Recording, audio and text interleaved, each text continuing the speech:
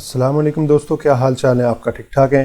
Technical बंदे पे आपका मेज़बान मोहम्मद आसिफ अफजल हाजिर है। दोस्तों आज हम सीखेंगे कि हम किस तरह से क्लासरूम एंटर कर सकते हैं, क्योंकि हमने इससे पहले जो है वो सब्जेक्ट और क्लासेस जो हैं वो एंटर कर ली हुई हैं। यहाँ पे हमने जो सब्जेक्ट्स एंटर किए थे, यहाँ पे हमने क्लासेस एंटर की थी। आज हम जो है वो क्लास रूम्स यानी जो हमारे पास रूम्स अवेलेबल होते हैं, हम उनको जो है वो यहाँ पे एंटर करना चाह रहे हैं। अब रूम यहाँ पे एंटर करने के हमारे पास तीन तरीक़ेकार हैं। जिस तरह हमने सब्जेक्ट्स और जो है वो क्लासेस की बात की थी, तो वहाँ पे हमारे पास दो तरीक़ेकार थे, लेकिन रूम एंटर करने के लिए आपके पास तीन तरीक़ेकार हैं।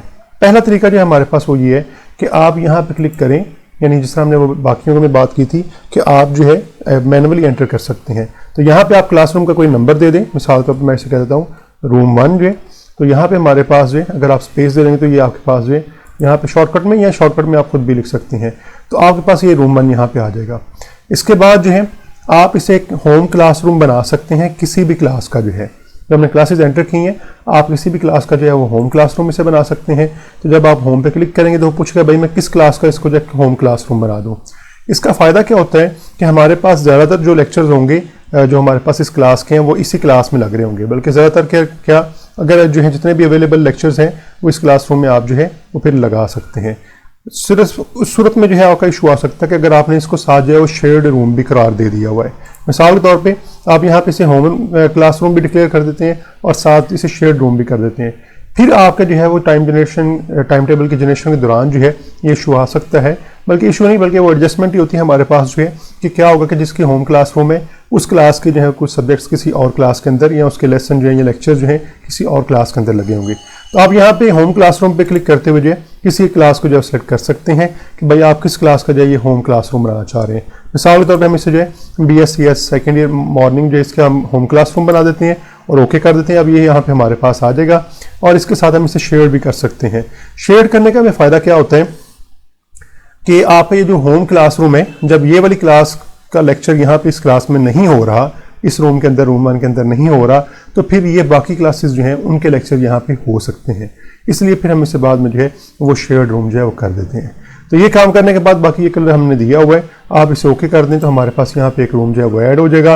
और रूम ऐड होने के साथ ही जो है हमारे पास, अगर आप यहाँ पे देखें तो दो हमें सिंबल नज़र आ रहे हैं, उसमें हमारे पास जो है वो यही है कि ये आपका जो है वो होम क्लासरूम भी है और उसके साथ साथ शेयर्ड भी है। और शेयर्ड जो है वो तो सबके लिए अवेलेबल होगा, लेकिन होम क्लासरूम जो हमारे पास वो BScs सेकेंड मॉर्निंग का है। तो यहाँ पे अभी तक कोई लेक्चर लगा नहीं, इसलिए यहाँ पे हमें जो है वो 0/0 जो है वो नज़र आ रहा है। हम इसको सेलेक्ट करते हुए उसी तरह से एडिट रिमूव वगैरह कर सकते हैं। यहाँ पे हम बता सकते हैं कौन सा लेसन जो हमने यहाँ पे लगाना है, कौन सा लेक्चर जो हमने यहाँ पे लगाना है, लेकिन इसके लिए हमें पहले जो है वो लेसन वगैरह जो है वो ऐड करने पड़ेंगे।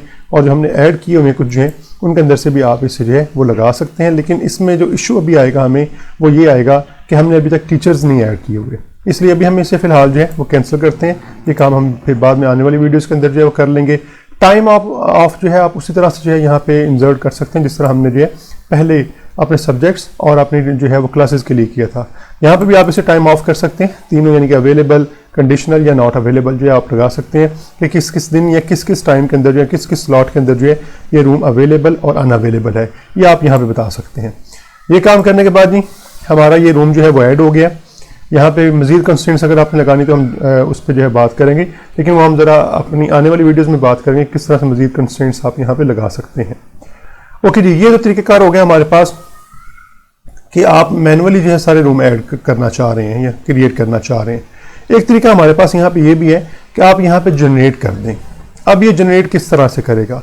जनरेट करने का तरीक़ेकार ये है कि हमने जिस तरह ये क्लासेस जो हैं वो सारी ऐड की हुई हैं, जिस तरह हमारे पास सारी क्लासेस जो हमने ऐड की हुई हैं, तो ये इन्हीं के नाम से जो है इनके होम क्लासरूम यहाँ पे क्रिएट कर देगा। मिसाल के तौर पे हम वापस आते हैं क्लासरूम्स में और यहाँ पे आके हम जो है जैसे ही जनरेट करेंगे तो यहाँ पे वो हमसे पूछ लेगा कि आप क्या इन जितने भी हमारे पास जो हैं जो हमने क्लासेस ऐड की हुई हैं उनके जो है वो हम होम क्लासरूम जो है क्रिएट कर दें, तो हम इसे जो है वो कर देते हैं। तो जैसे हम यस करेंगे तो यहाँ पे देखें वो सारे जो है उनके लिए होम क्लासरूम जो है वो ऐड कर देगा। उसने एक चीज़ और भी पूछ ली जो हमने पहले क्रिएट किया हुआ, क्या है मैं उसे रिमूव कर दूं, तो हमने उसे जो है वो रिमूव यस कर दिया था, तो उसने उसे रिमूव कर दिया और बाकी क्लासेस के लिए उसने यहाँ पे जो है वो सारे के सारे रूम क्रिएट कर दिए। तो इनके नाम भी उसने इसी तरह से रख दिए हुए हैं कि होम क्लासरूम जो है MScs जो है होम क्लासरूम जो है जितनी भी क्लासेस थी हमारे पास जो है उन सब के लिए जो है इसने यहाँ पे जो है वो रूम क्रिएट कर दिए हुए हैं। ओके जी, तो ये हमारे पास दूसरा तरीक़ेकार था। और तीसरा तरीक़ेकार हमारे पास वही है जो हमने पहले सीखा हुआ है। हम यहाँ पे जो है रिमूव ऑल फिलहाल इसे कर देते हैं कि हमें अभी इनमें से कोई नहीं चाहिए, क्योंकि हमारे पास दूसरा तरीक़ेकार था। तीसरा तरीक़ेकार फिर हमारे पास वही है कि हमने एक्सेल की शीट के अंदर जो है फर्ज कर लेंगे कुछ रूम्स रखे हुए हैं, ये हमारे पास कुछ रूम है, हम इनको सिलेक्ट करके कॉपी कर लेते हैं और कॉपी करने के साथ जो है हम वापस आते हैं अपने सॉफ्टवेयर पे और सॉफ्टवेयर में आके यहाँ पे हम जो है इंपोर्ट कर लेते हैं और जैसे इंपोर्ट करें तो यहाँ पे देखें हमारे पास ये आ गए। इसमें आपने फिर वही ख्याल रखना है। अब यहाँ पे अगर आप देखें तो हमारे पास पहले जो है वो रो के अंदर कॉलम जो है वो हेडर नहीं है, तो ये चीज़ आपने जो है वो ध्यान रखनी है। अब हम इसे क्लिक नहीं करेंगे। यहाँ पे हमारे पास जो वो क्लासरूम्स ही ये आपने ज़रा श्योर कर लेना कि यही सिलेक्ट हो ताकि हमारे क्लासरूम ही यहाँ पे जनरेट हों। और इसके साथ साथ आपने यहाँ पे क्लिक करते हुए बता देना है कि ये उनके नेम है।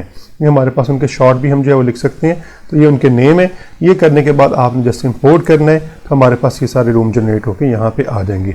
लेकिन ये सारे रूम हमारे पास आ गए, हम जैसे ओके करेंगे तो ये सारे रूम हमारे जनरेट होकर यहाँ पे हमारे पास आ जाएंगे। अब आप इन क्लासरूम्स को जो है वो बाद में एडिट कर सकते हैं। मिसाल के तौर पर जैसे मैंने बताई थी आपको जो है कि आप इसको किसी का क्लासरूम बना सकते हैं, किसी क्लास का जो है वो होम क्लासरूम बना सकते हैं या शेयर रूम आप इससे जो है वो कर सकते हैं।